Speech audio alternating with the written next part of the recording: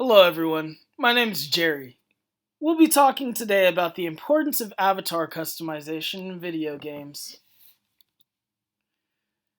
Today's RPGs typically feature a huge array of choices when it comes to your avatar, though initially they were thought of as just a gimmick, and the chances to change your avatar uh, have the chances to change your avatar have become a huge impact on player experience. We've come a long way since the beginning when we were just bars and boxes and triangles for spaceships. Talk, Talking about the beginning, starting outside of video games, there were pieces, pawns, knights, all those board pieces. But today we'll be focusing on video games in particular. So let's start off with the 1972 classic game Pong. Now let's focus on you. Now we won't spend long on this, but here we see we have, well, us. This bar is the player.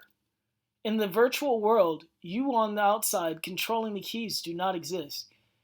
You, by the perspective of the computer or anyone that may play against you, are just this, just the bar. This is you, or rather, your avatar. Okay, not that one. No, not that one either. What? Actually, both of those are pretty close. You see, avatars are about a human experience in a human life, a human experiencing life in another medium or form.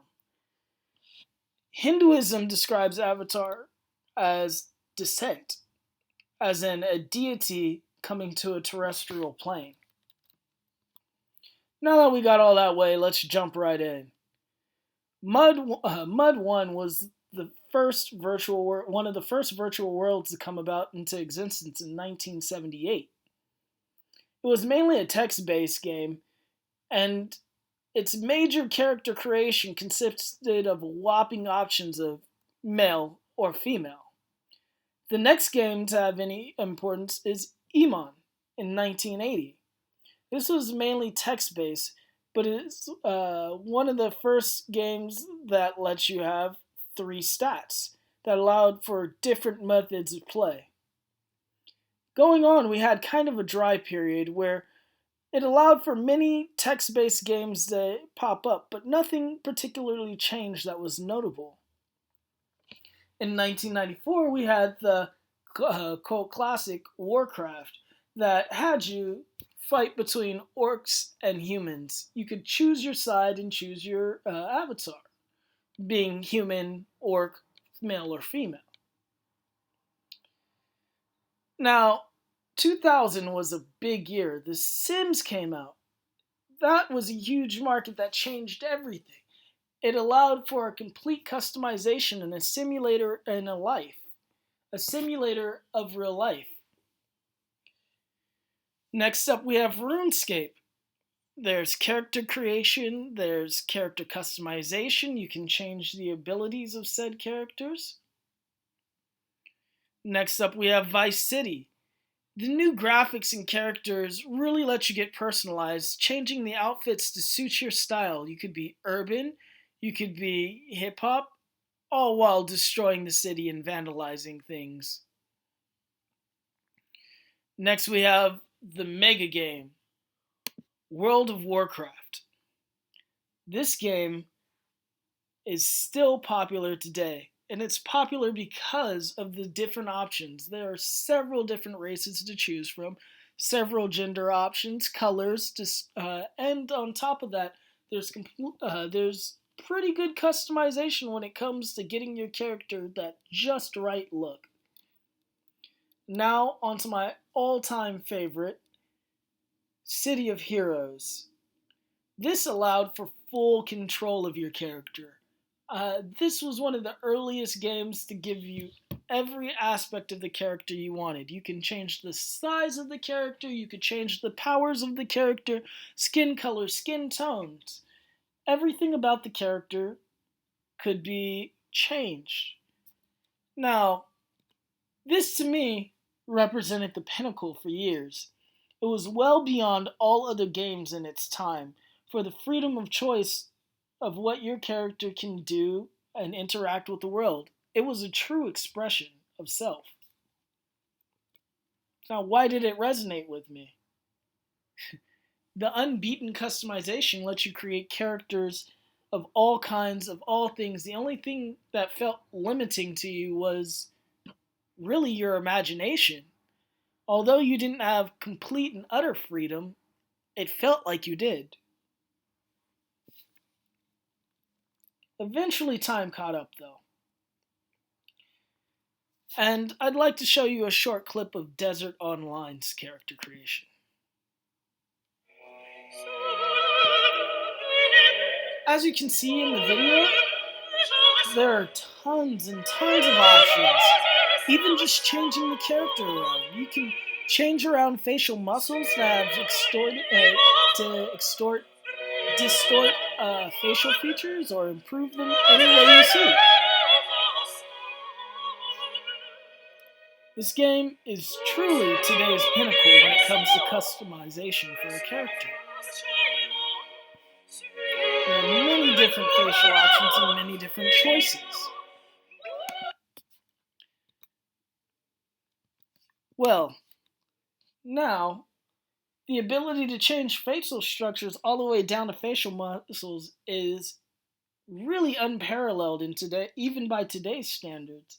The color palettes on the body types are phenomenal, and you can change the physicality of their body. Like, seriously, you can change everything. You can even make doppelgangers of famous celebrities. And my opinion is that's pretty darn good.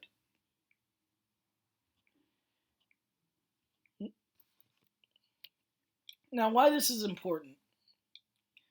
Well, what it means to a player is personification and escapism.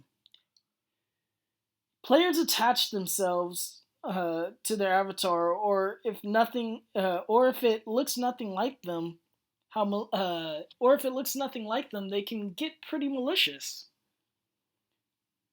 From lecture, we might remember we were told about the Second Life case. The reason this was so traumatic was people's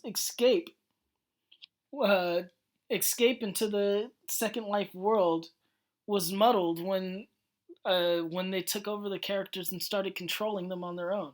It felt like they had been robbed themselves. Their escapism was violated, and their attachment to their characters that they had worked so hard in was really impacted. Andre Demise is a TED Talk speaker who talked about the color coded race, gender, and representation in video games on the TED Talk of Toronto 2006. He speaks on the representation he saw growing up with video games was close to nil. And when it was represented, it was one dimensional and usually negative, or at least borderline negative. He talks of his experiences. He talks of his experiences growing up and how he used the game of for escapism, and how when he would turn on his Xbox and play a game, Call of Duty in particular, he would be called the N word, and how that really impacted his escapism and really manifested itself in horrible ways. He found he found relief through RPGs and through personification in other video games. But he found very quickly that in video games then, only 20 of the there's still only 20 playable black characters, or by his word, only 20 playable black characters, and only 5 playable black women. He makes some very good points, and it should be looked up later on, as it was very good reading. Just a quick Google search can confirm this pretty apparent stereotype. As you see, Most of the characters on this page are all very muscly, they're all very big and very intimidating.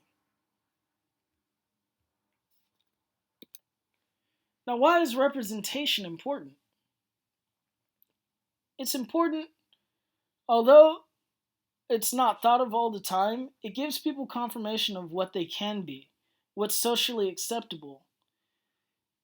Andre talked about Red Guards in particular.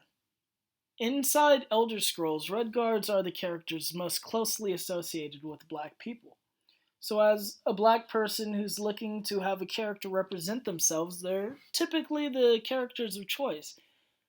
And Red Guard's personal features, they have the lowest intelligence of the human races and the highest, well, physicality. A stereotype that can be mirrored and seen all throughout real life. In the bottom there, we have Mirror's Edge. This, although seemingly good representation, as there's a definite lack of Asians in American games, or in Western style games, they're always seen as fighters, martial artists. But then we look up to the top left, and we see representation of in Dragon Age, the ability for a character to have their sexuality be in whichever way they want it to be. They could romance any character under the sun, and it was completely dependent on what that character's orientation. But they were free to do whatever they pleased, or at least attempt so. And that kind of representation instills in children that it's okay for them to be who they are, whether it be hetero or homosexual. At the end of the day, video games, especially RPGs, are built to be immersive. This immersion can be accomplished many ways by letting characters have freedom of stats and abilities to fight through how they need, in-depth character customization of avatars to allow for people to feel they are in the game, allowing characters to make their own backstories. But the easiest way and the most gratifying thing, desired thing that they can do, just give some black hairstyles. Some honorable mentions to the games that haven't been mentioned today are Fable. Um, Also, one of my favorite games. Also, a good example of character customization, as you were able to edit your character's personality. Anyways, that's all for today. Thank you.